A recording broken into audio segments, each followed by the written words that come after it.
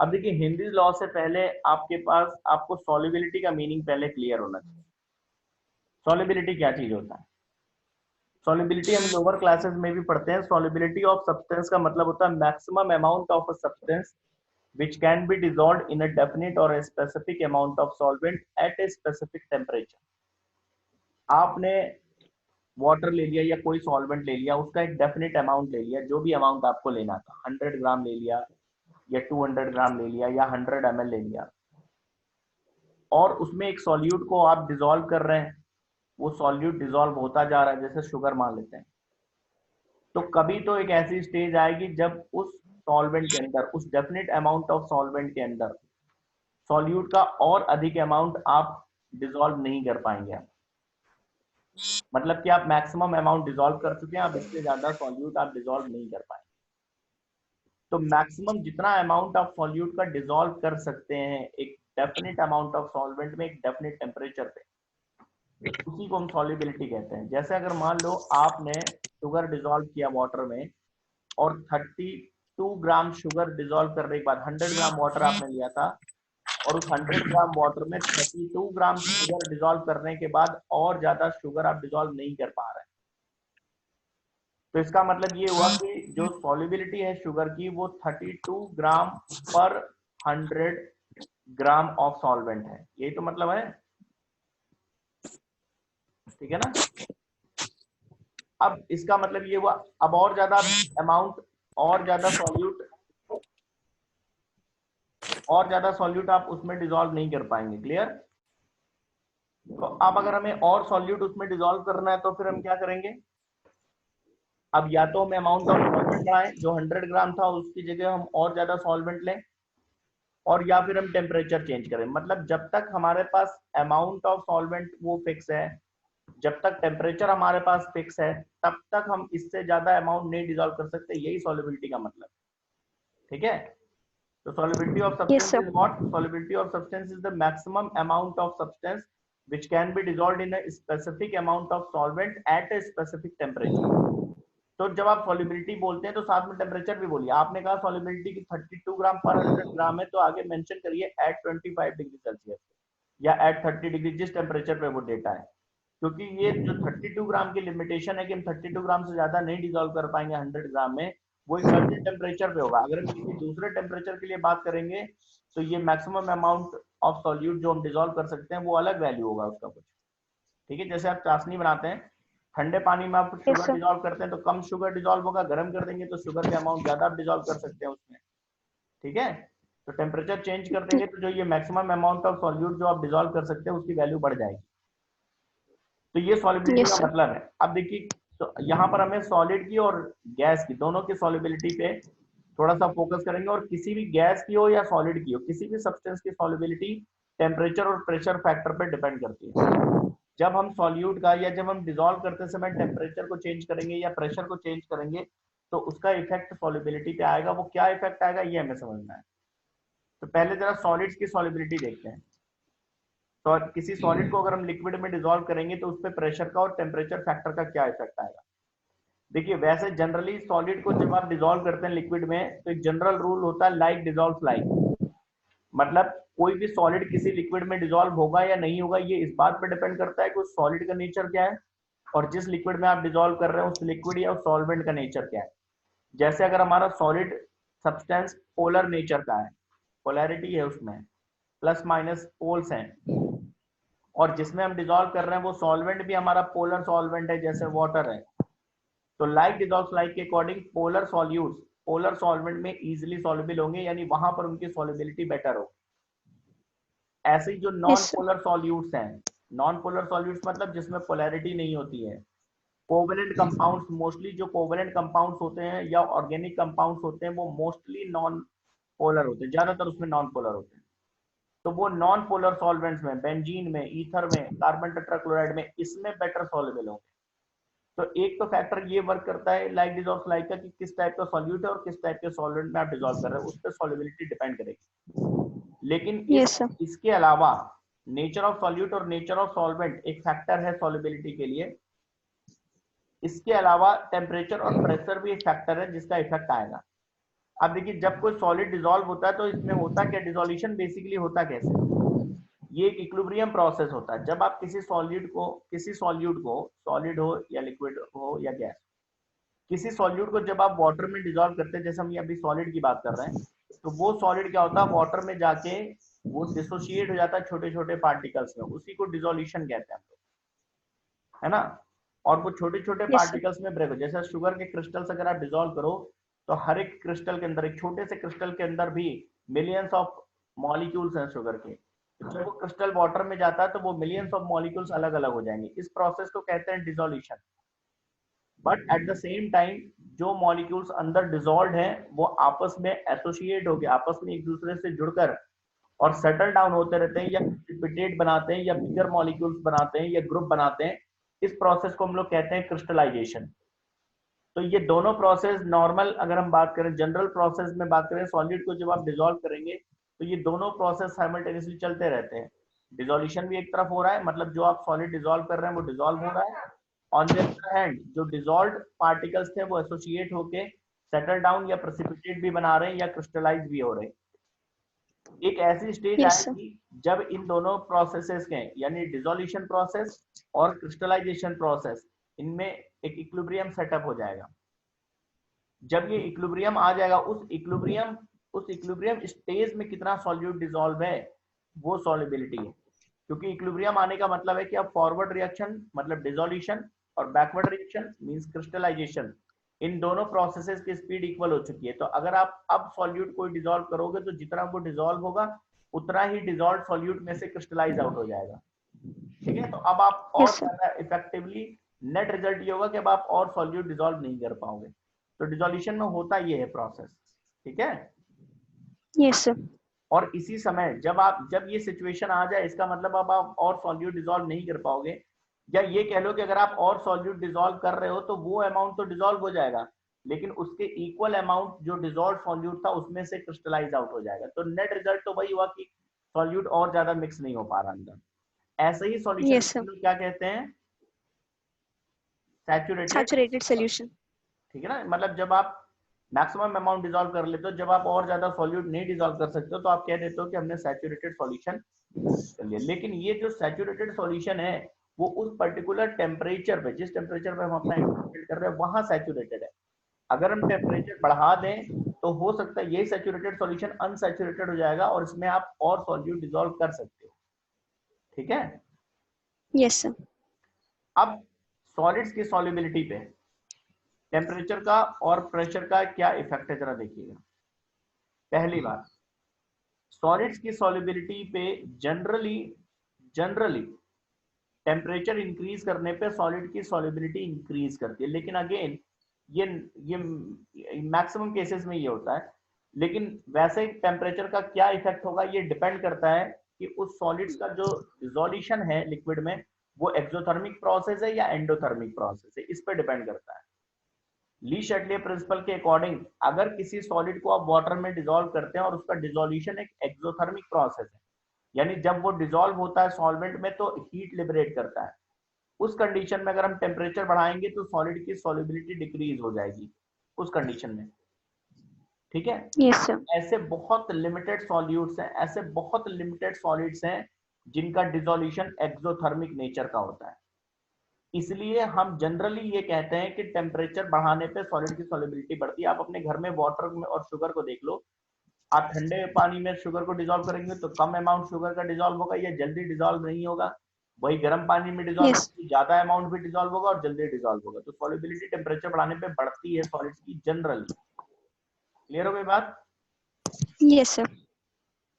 Pressure का कोई बहुत इफेक्ट नहीं होता है सॉलिड्स की सॉल्युबिलिटी पे, सॉलिड्स की सॉल्युबिलिटी पे प्रेशर का कोई इफेक्ट नहीं होता, नेग्लिजिबल इफेक्ट है। प्रेशर के इफेक्ट की मतलब क्या है, प्रेशर का इफेक्ट कहने का मतलब क्या हुआ, प्रेशर का इफेक्ट कहने का मतलब हुआ कि आपने एक कोई बीकर लिया, इसमें वाटर लिया और इसमें शुगर या कोई सॉलिड सब्सटेंस इसमें डिसॉल्व किया सॉलिड, और इस पे अगर हम प्रेशर लगा दें, यहाँ पर प्रेशर लगा दें, है ना, पिस्टन रख दें कोई या कोई वेट रख दें, तो प्रेशर लगाने से यहाँ पर डिसोल्यूशन पे कोई फर्क नहीं आएगा, नो इफेक्ट। सॉलिड्स की सॉल्युबिलिटी प्रेशर से बहुत ज्यादा अफेक्टेड नहीं है। ठीक है, किस फैक्टर से अफेक्टेड यस है, सर। टेम्परेचर से। टेम्परेचर अगर बढ़ाएंगे तो इन जनरल या 90% केसेस की बात करें तो टेम्परेचर अगर हम बढ़ाएंगे तो सॉलिड्स की सॉल्युबिलिटी इंक्रीज कर जाती है। प्रेशर का बहुत Yes, इफेक्ट sir. नहीं है, तो एक सिंगल लाइन में अगर हम बोले तो प्रेशर हैज नो इफेक्ट, और टेम्परेचर इफेक्ट की बात करें तो सॉलिड्स की solubility of solid substances generally increases with increase in temperature. Temperature. Liquids की सॉल्युबिलिटी पे आते हैं, गैस की solubility, sorry, gas in liquid. Gases में भी बहुत सारी गैसेस हैं जो वाटर में कम सॉल्युबल हैं, या किसी सॉल्वेंट में बहुत सारी गैसेस हैं जो हाईली सॉल्युबल है वाटर में, जैसे HCl है, अमोनिया है, या हाईली सॉल्युबल है। आपने 10th में एक फाउंटेन एक्सपेरिमेंट भी पढ़ा होगा, Yes, sir. है Yes, sir. HCl का और अमोनिया। Ammonia. तो ये दोनों गैसेस, फाउंटेन एक्सपेरिमेंट यही तो शो कर रहा था कि जो HCl और अमोनिया जैसी गैसेस हैं वो वाटर में हाईली सॉल्युबल है, बहुत ज्यादा सॉल्युबल है। कुछ गैसेस हैं जैसे Yes, sir. ऑक्सीजन है, नाइट्रोजन है, ये भी सॉल्युबल है, लेकिन उतनी ज्यादा सॉल्युबिलिटी इनकी नहीं है। तो किसी सॉल्युबिलिटी का मतलब गैस के लिए भी वही है जो सॉलिड के लिए है, मतलब maximum amount of a gas which can be dissolved in a definite amount of Dissolve. Solvent at a certain temperature. Meaning वही, सॉल्युबिलिटी का मतलब भी वही कि किसी गैस का मैक्सिमम कितना अमाउंट किसी लिक्विड में आप डिसॉल्व कर सकते हैं एक पर्टिकुलर टेम्परेचर पे। अब सॉलिड्स पे देखिए जरा, टेम्परेचर और प्रेशर का इफेक्ट देखिए। जो सॉलिड्स की सॉल्युबिलिटी है वो दोनों फैक्टर में बढ़ती है, मतलब प्रेशर के साथ भी और टेम्परेचर के साथ भी बढ़ेंगे, ठीक है। प्रेशर का इफेक्ट Yes. सॉलिड्स की सॉल्युबिलिटी पे नहीं था। सॉलिड्स की सॉल्युबिलिटी, सॉलिड सॉल्यूट्स की सॉल्युबिलिटी केवल टेम्परेचर फैक्टर से चेंज होती है। गैसेस की सॉल्युबिलिटी टेम्परेचर और प्रेशर, प्रेशर बढ़ाने पे बढ़ती है, टेम्परेचर बढ़ाने पे कम होती है, ठीक है। पहले मैंने दोनों कह दिया था। प्रेशर अगर आप बढ़ाएंगे तो गैस की सॉल्युबिलिटी बढ़ेगी, मतलब जितने हाई प्रेशर पे गैस को डिसॉल्व करेंगे उतना ही ज्यादा अमाउंट गैस का डिसॉल्व होगा। प्रेशर के डायरेक्टली प्रोपोर्शनल है सॉल्युबिलिटी ऑफ गैस, लेकिन टेम्परेचर के Yes, sir. इनवर्सली प्रोपोर्शनल है। टेम्परेचर बढ़ाने पे गैस की सॉल्युबिलिटी कम हो जाएगी। इसीलिए अगर आपने कभी देखा होगा, जब आप वाटर को हीट करते हैं, बॉयल करते हैं, तो बॉइल्ड वाटर का टेस्ट उतना अच्छा नहीं आता जितना नॉर्मल वाटर का टेस्ट आता है ना। Yes, sir. ऐसा इसलिए होता है क्योंकि जो बॉइल्ड जो वाटर होता है उसमें बहुत सारी गैसेस डिसॉल्व होती है, मेनली ऑक्सीजन एक बहुत अच्छा कंपोनेंट है। और ये जो हमें टेस्ट मिलता है ऑक्सीजन का, वो वाटर का, वो वाटर में डिसॉल्व गैसेस की वजह से होता है, ऑक्सीजन की वजह से। जब हम वाटर को बॉईल करते हैं तो बॉइलिंग का मतलब हमने टेम्परेचर बढ़ाया, टेम्परेचर Yes, से sir. इनवर्सली प्रोपोर्शनल है गैस की सॉल्युबिलिटी, ठीक है। Yes, temperature sir. बढ़ाने पे जो गैस अंदर डिसॉल्व थी उसकी सॉल्युबिलिटी कम हो जाएगी, मतलब जो गैस डिसॉल्व थी उसमें से बहुत सारा अमाउंट गैस का इवॉल्व हो जाएगा। उस गैस का अमाउंट जब कम हो Yes. जाता है तो वही वाटर में टेस्टलेस लगता है, ठीक है। Yes, sir. इसके अलावा आप और देखिए, जैसे जो सोडा वाटर या जो कोल्ड ड्रिंक है, कोल्ड ड्रिंक में कौन सी गैस डिसॉल्व होती है? Carbon dioxide. Carbon dioxide. और जो आपको उस कोल्ड ड्रिंक का टेस्ट मिलता है वो उसी CO2, डिसॉल्व CO2 की वजह से मिलता है ना।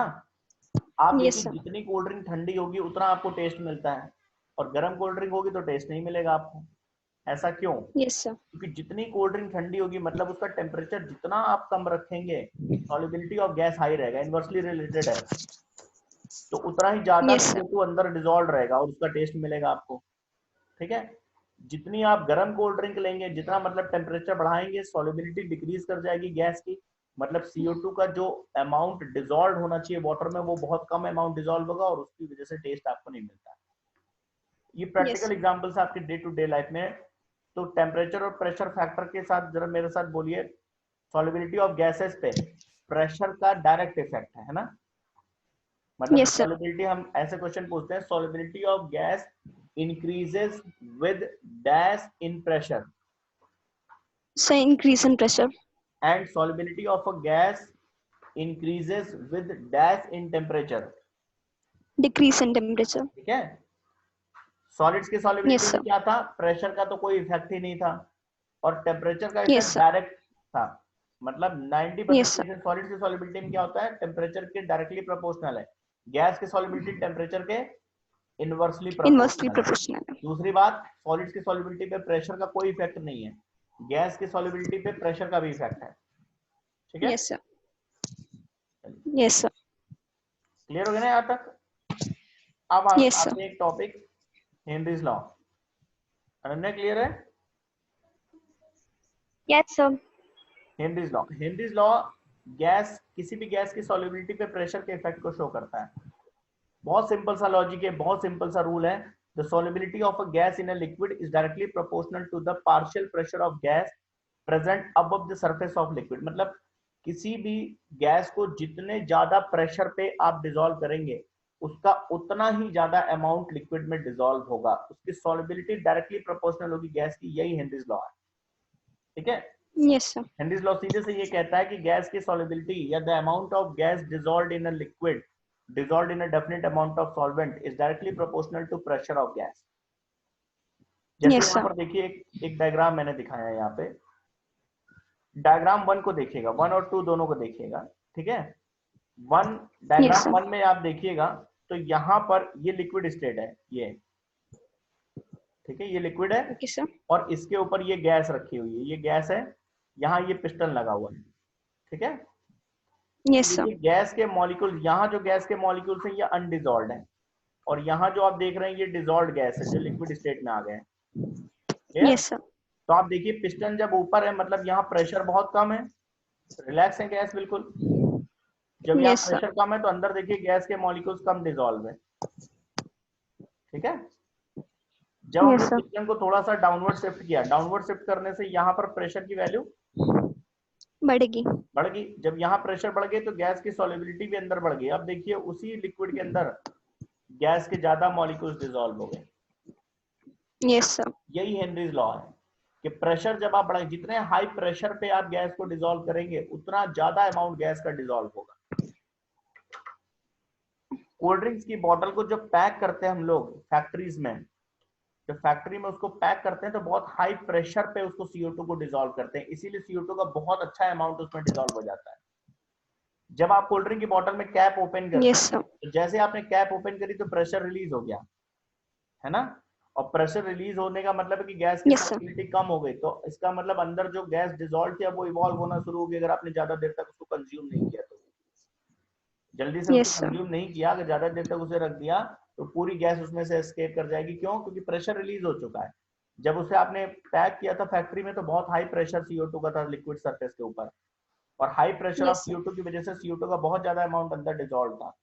आपने कैप जैसे ही ओपन किया प्रेशर रिलीज होना शुरू हो गया, अब तो एटमॉस्फेरिक प्रेशर पे आ गया, वो प्रेशर रिलीज तो CO2 इवॉल्व होना शुरू होगा। आप तुरंत कंज्यूम कर लीजिए, टेस्ट मिलेगा, थोड़ी देर रख दीजिए, 1-2 घंटे बाद देखिए वही टेस्टलेस हो जाएगा। होता ना ऐसा Yes, sir. हेनरीज लॉ की वजह से, ठीक है? Yes, sir. अब मैथमेटिकली, ये तो लैंग्वेज में, मैथमेटिकली हम इसे कैसे लिखेंगे? मैथमेटिकली हम जो न्यूमेरिकल सम करते हैं उसमें एक फॉर्मूला यूज करते हैं। भाई हम क्या कह रहे हैं कि जो गैस की सॉल्युबिलिटी है या जो अमाउंट ऑफ गैस अंदर डिसॉल्व्ड है वो Yes. डायरेक्टली प्रोपोर्शनल होगा pressure of gas above the surface of liquid. कितने हाई प्रेशर से आप गैस को डिसॉल्व करने के लिए ला रहे हैं उस पर डिपेंड करेगा। क्लियर? Yes, sir. यहाँ से ये कह सकते हैं कि जो गैस का प्रेशर है, जो गैस का अमाउंट हम अंदर डिसॉल्व कर रहे हैं वो डायरेक्टली प्रोपोर्शनल है किसके? सॉल्युबिलिटी या जो अमाउंट अंदर प्रेजेंट। सॉल्युबिलिटी क्या है? सॉल्युबिलिटी का मतलब है amount of gas dissolved in a definite amount of solvent. उस सॉल्युबिलिटी को नोट करने के लिए आप किसी भी यूनिट्स में आप उसे नोट कर सकते हैं, मोलैरिटी के सेंस में, मोल फ्रैक्शन के सेंस में, बट जो न्यूमेरिकल्स में हम जनरली यूज करते हैं वो मोल फ्रैक्शन। आप गैस का कितना अमाउंट अंदर डिसॉल्व्ड है उसको मोल फ्रैक्शन के सेंस में आप जनरली नोट करते हैं कि गैस का कितना मोल फ्रैक्शन अंदर प्रेजेंट है। आप गैस का अंदर कितना अमाउंट डिसॉल्व्ड है उसको मोलैलिटी के सेंस में भी डिनोट कर सकते हैं। गैस का कितना अमाउंट अंदर डिसॉल्व्ड है उसको मोलैरिटी के सेंस में भी आप कैलकुलेट कर सकते हैं। गैस का कितना अमाउंट अंदर प्रेजेंट है उसको मोल फ्रैक्शन के सेंस में भी आप कैलकुलेट कर सकते हैं। गैस का कितना अमाउंट अंदर डिसॉल्व्ड है उसको परसेंटेज यूनिट में भी आप कैलकुलेट कर सकते हैं। आपको ये फाइंड करना है कि गैस का कितना अमाउंट उस सॉलिड, उस लिक्विड के अंदर डिसॉल्व्ड है, और वो किसी भी यूनिट ऑफ कॉन्सेंट्रेशन के टर्म्स में आप लिख सकते हैं। बट जो जनरल जो एक्सेप्टेंस है वो मोल फ्रैक्शन का ज्यादा है, तो हम यहाँ पर लिखते हैं, यहाँ पर ये जो x हम लिख रहे हैं, x क्या है? Mole fraction of gas, Mole fraction. मतलब अमाउंट ऑफ गैस है dissolved in liquid in terms of mole fraction. इसकी जगह यहाँ पर मोलैलिटी भी हो सकता है, इसकी जगह यहाँ पर मोलैरिटी भी हो सकता है। किसी भी सेंस में आप गैस का अमाउंट आप फाइंड कर सकते हैं लिक्विड के अंदर जो डिजॉल्व है, लेकिन जो मोस्टली एक्सेप्टेड है वो मोल फ्रैक्शन है। Clear? Yes, sir. So this amount of gas dissolved in liquid is directly proportional to pressure of gas. ठीक है? Yes, sir. ये जो KH यहाँ पर आ रहा है, उस प्रोपोर्शनैलिटी की साइन को जब आप हटाएंगे तो यहाँ पर एक कांस्टेंट आ जाएगा जिसको हम कहते हैं KH, और इस कांस्टेंट का नाम है हेनरीज कांस्टेंट। Yes, sir. वैसे अगर आप देखेंगे तो ये इक्वेशन ये है, P is directly proportional to mole fraction of gas, ये है इक्वेशन। मतलब amount of gas in terms of mole fraction is directly proportional to pressure of gas. इस प्रोपोर्शनलिटी को जब हम हटाएंगे तो यहाँ पर एक कांस्टेंट आ जाता है जिसको कहते हैं हेनरीज कांस्टेंट। ये कांस्टेंट Yes, किसका sir. कांस्टेंट है? ये कोई जनरल यूनिवर्सल कांस्टेंट नहीं है, ये उस सॉल्वेंट का कांस्टेंट है जिस सॉल्वेंट में आप गैस को डिसॉल्व कर रहे हैं। तो सॉल्वेंट टू सॉल्वेंट ये वैरी करेगा, सॉरी गैस का, जिस गैस को आप डिसॉल्व कर रहे हैं। जैसे अगर आप ऑक्सीजन को डिसॉल्व कर रहे हैं तो ऑक्सीजन का KH यूज करेंगे, नाइट्रोजन गैस है तो नाइट्रोजन का हेनरी कांस्टेंट यूज करेंगे, हीलियम है तो हीलियम का हेनरी कांस्टेंट यूज करेंगे, अमोनिया है तो अमोनिया का अपना हेनरी कांस्टेंट होगा। ये जो KH है वो उस गैस का है जिस गैस को आप डिसॉल्व कर रहे हैं। तो ये कोई यूनिवर्सल कांस्टेंट नहीं है जिसकी कोई एक वैल्यू हम याद कर लें। ठीक है? Yes, sir. तो जब आप न्यूमेरिकल्स करेंगे तो P क्या है? प्रेशर ऑफ गैस है, कितने प्रेशर पे आप गैस को डिसॉल्व कर रहे हैं। KH क्या है? हेनरी कांस्टेंट है, किसका हेनरी कांस्टेंट है? उस गैस का जिस गैस को आप डिसॉल्व कर रहे हैं। कर रहे हैं। और X क्या है? X मोल फ्रैक्शन है गैस का, जितना डिसॉल्व हुआ अंदर लिक्विड के अंदर, उस लिक्विड सॉल्यूशन के अंदर गैस का मोल फ्रैक्शन है। और हम बार बार कह रहे हैं कि इस मोल फ्रैक्शन की जगह यहाँ पर अदर यूनिट्स ऑफ कॉन्सेंट्रेशन यानी मोलैलिटी, मोलैरिटी या और भी कोई यूनिट ऑफ कॉन्सेंट्रेशन भी हम यूज कर सकते हैं। हमें एक्चुअली गैस का अमाउंट देखना है कितना डिसॉल्व है अंदर, वो किसी भी टर्म्स में हम लिख सकते हैं। कुछ न्यूमेरिकल्स में हमें आगे कहेंगे कि आप मोलैलिटी के सेंस में लिखिए इक्वेशन, किसी में मोलैरिटी के सेंस में हम इसी इक्वेशन को लिखेंगे, तो कोई फर्क नहीं पड़ेगा। अगर हम मोलैलिटी के सेंस में लिखेंगे तो P is equal to KH into molality भी लिख सकते हैं, ये भी हेनरीज लॉ है। P is equal to KH into molarity भी लिख सकते हैं, मोलैरिटी ऑफ गैस, ये भी हेनरीज लॉ में है। Clear? Yes, sir. Yes, sir. Henry's law basically कहता है कि pressure of gas is equal to KH into solubility of gas, और वो सॉल्युबिलिटी चाहे आप मोलैरिटी के सेंस में चाहे मोल फ्रैक्शन के सेंस में लिखो, बट जनरली जो है वो मोल फ्रैक्शन के सेंस में लिखते हैं। तो ये हेनरीज लॉ थ्योरी है। ठीक है? अब हेनरीज लॉ Yes, पे sir. न्यूमेरिकल्स कैसे कर रहे हैं इसके न्यूमेरिकल्स देख लीजिए। ठीक है? न्यूमेरिकल हम डिस्कस कर रहे हैं आपके साथ।